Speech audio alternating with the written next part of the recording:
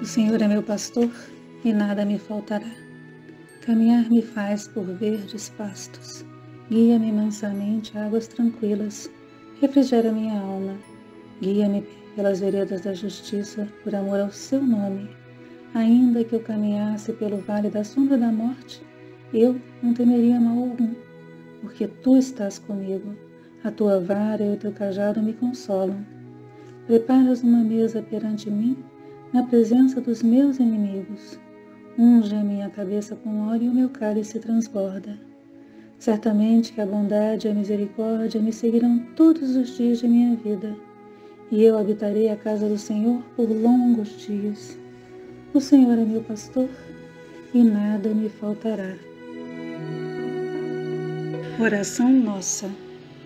Senhor, ensina-nos a orar sem esquecer o trabalho, a dar sem olhar a quem, a servir sem perguntar até quando, a sofrer sem magoar seja quem for, a progredir sem perder a simplicidade, a semear o bem sem pensar nos resultados, a desculpar sem condições, a marchar para frente sem contar os obstáculos, a ver sem malícia, a escutar sem corromper os assuntos, a falar sem ferir, a compreender o próximo sem exigir entendimento, a respeitar os semelhantes sem reclamar consideração, a dar o melhor de nós, além da execução do próprio dever, sem cobrar taxas de reconhecimento. Senhor, fortalece em nós a paciência para com as dificuldades dos outros, assim como precisamos da paciência dos outros para com as nossas próprias dificuldades. Ajuda-nos para que a ninguém façamos aquilo que não desejamos para nós. Auxilia-nos, sobretudo, a reconhecer que a nossa felicidade mais alta será, invariavelmente, aquela de cumprir seus desígnios, onde e como queiras, hoje, agora e sempre. Mais uma vez reunidos para o nosso Evangelho virtual, esperando que Ele nos traga equilíbrio, paz, sabedoria, harmonização. Nós saudamos a todos os orixás, pedindo que a energia, o campo vibratório de todos atuem em cada um de nós. Nós saudamos a Xangô, o orixá que rege a nossa casa, pedindo que a justiça divina se estabeleça no nosso planeta e em nossas vidas. Saudamos também a Francisco de Assis, nosso orientador espiritual, que possamos levar a paz onde houver ódio, como diz Francisco, que sejamos os pacificadores que o nosso mundo tanto necessita. Saudamos a corrente de Francisco de Assis, corrente a qual estamos filiados também por amor. E saudamos ao Caboclo Tupinambá, pedindo sempre a sua proteção. Mas como somos crianças ainda, estamos aqui a pedir sempre pela paz, que a paz se faça no nosso planeta, que a paz contamine todos os povos que se encontram em guerra, todos os líderes belicosos, que a paz se faça no nosso Brasil, no nosso bairro, mas que se faça primeiro em nossos corações, para que a nossa vibração seja só de paz. Pedimos por todos que sofrem, por todos que estão nos hospitais, nos asilos, nos presídios, nas clínicas psiquiátricas, nos orfanatos, por todos que estão num leito de dor, por todos que passam fome, por todos que não têm um lar para voltar, por todos que estão desorientados, perdidos, sem esperança, sem fé, por todos que se sentem injustiçados, por todos que sofrem violências. Pedimos que a espiritualidade maior os envolva e nos envolva também, porque muitos de nós também estamos nesses processos de sofrimento. Pedimos por todas as crianças do mundo, que o amor de Maria, nossa doce Mãe, os envolva, os proteja e que elas possam viver em paz. Nós pedimos pelas crianças da creche Santa Clara e também por todos que ajudam a nossa casa, a Casa de Francisco de Assis, a realizar o seu trabalho espiritual e o seu trabalho social. Nós agradecemos toda e qualquer ajuda que recebemos. Por fim, nós pedimos por todos os obsessores, por todos os suicidas, que a corrente de amparo universal possa ampará-los realmente. E pedimos também por todos os nomes que estão em nossa mente, amigos, inimigos, irmãos, afetos, desafetos, para que todos sejam igualmente envolvidos na luz do Cristo, a luz que pacifica todas as trevas. Graças a Deus. Da sabedoria do Evangelho de Torres Pastorino, o trigo e o joio. Mateus capítulo 13, versículo 24 a 43. Outra parábola lhes propôs Jesus, dizendo: Assemelhou-se o reino dos céus a um homem que semeou boa semente em seu campo. Enquanto, porém, dormiam os homens, veio o inimigo dele e semeou por cima joio, por entre o trigo, e foi embora. Quando, pois, cresceu a erva e produziu fruto, então apareceu também o joio.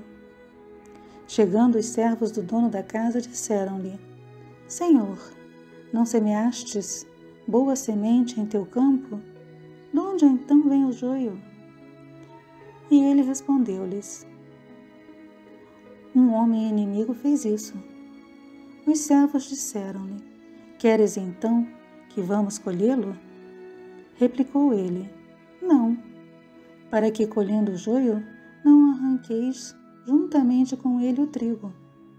Deixai crescer ambos até a colheita, e na época da colheita direi aos ceifeiros: Colhei primeiro o joio e amarrai-o em feixes para queimá-lo, mas o trigo recolhei-o ao meu celeiro. Tendo então deixado as turbas, veio para casa, e aproximando-se dele seus discípulos disseram: Explica-nos a parábola do joio do campo.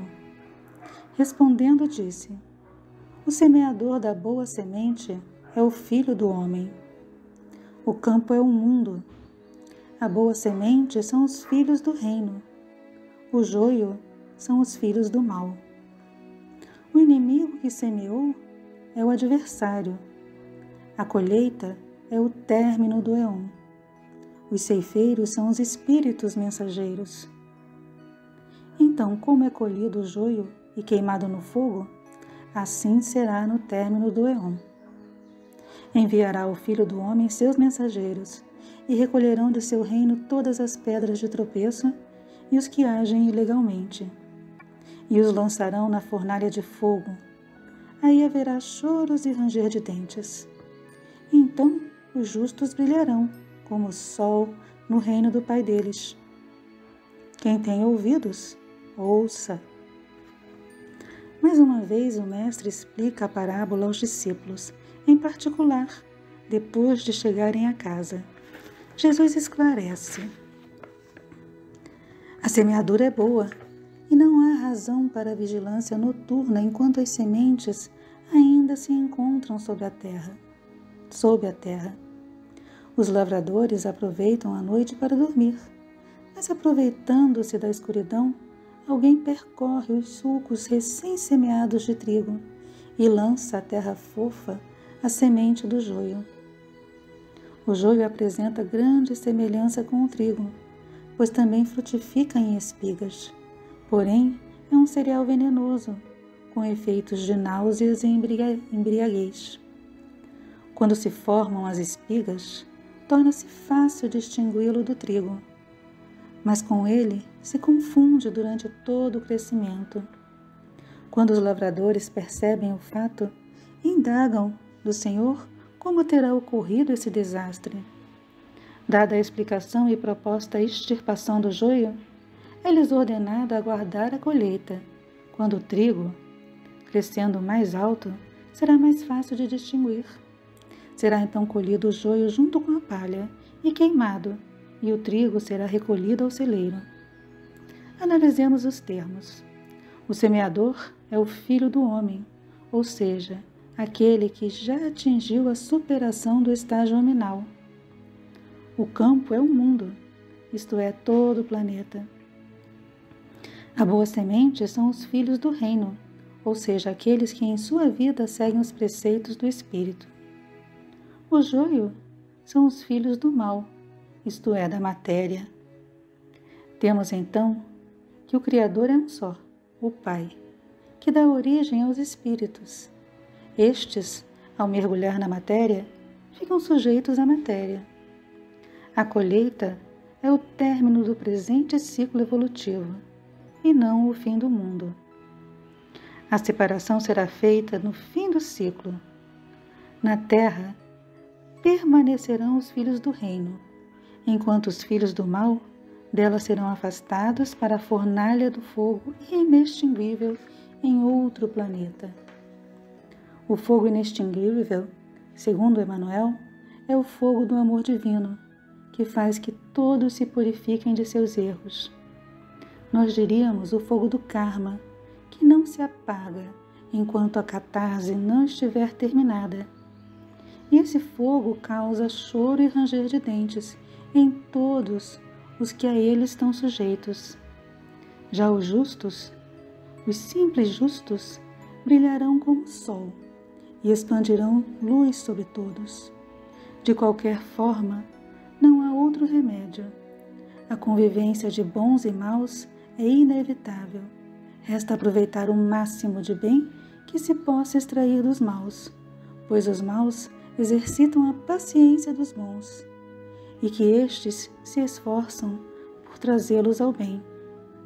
A separação só ocorrerá no fim do ciclo.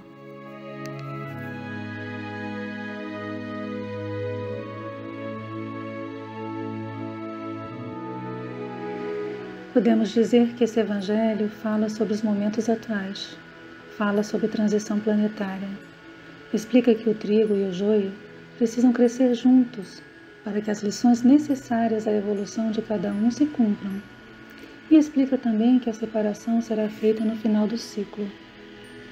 Os bons, quer dizer os que conseguiram trazer à tona o Cristo que habita dentro de cada um, esses serão recolhidos ao celeiro do Pai. Começam a vibrar em sintonia com o amor que permeia o universo. Serão mensageiros da luz, mesmo que ainda em processo inicial.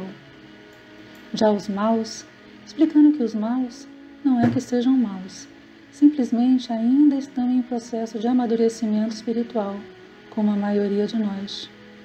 Maus no sentido que ainda não conseguiram fazer a mudança de padrão vibratório para melhor, ainda impregnados da vibração densa da matéria, na vibração do egoísmo, da indiferença ao sofrimento alheio, na vibração da inveja, do orgulho, prepotência, intolerância, preconceitos e todos esses sentimentos tão presentes no nosso dia a dia. Esses, que são considerados os maus, serão recolhidos em feixes e lançados no fogo purificador das encarnações. O Evangelho explica que é necessário deixar que o joio e o trigo cresçam juntos, e só no final do ciclo o processo de separação ocorrerá, por vibração. O joio que habita em nós quer dizer a nossa personalidade ainda imperfeita, ainda em busca de evolução luta com a individualidade, o trigo, que é a centelha crística que habita em cada um. Uma lição necessária, pois apesar de termos o trigo dentro de nós, mesmo assim o joio das nossas imperfeições ainda é muito presente. Não nos cabe julgar quem é o joio e quem é o trigo. Seremos separados no momento certo. Os espíritos que ainda não aprenderam a amar serão levados pela misericórdia divina a novas experiências no fogo inextinguível de novas encarnações. Nada mais, nada menos do que o nosso conhecido karma, a lei de ação e reação, lei da justiça divina. Nada que nós não conheçamos bem. Na realidade, aqueles que estão em um planeta de provas e expiações estão passando por esse fogo purificador, pois a espiritualidade é tão amorosa que nos dá repetidas oportunidades de evolução. O karma purificador está fortemente atuando, muito sofrimento, muita dor, mas também muita purificação e aprendizado. Temos que agradecer por esse momento, onde todas as nossas arestas estão sendo buriladas. Agradecer a oportunidade de fazer parte desse momento de transição, onde a nossa energia amorosa, se conseguirmos colocá-la em prática, propiciará a mudança de padrão vibratório do nosso pequeno planeta azul. Terminamos esse nosso evangelho pedindo que esse processo purificador e libertador continue, até que o joio seja separado do trigo, até que a Terra se transforme em um planeta de regeneração, até que a luz que habita dentro de cada um de nós brilhe e ilumine por onde passar. Pedimos também que o campo vibratório de Oxalá, que é só amor, envolva a todos. Graças a Deus.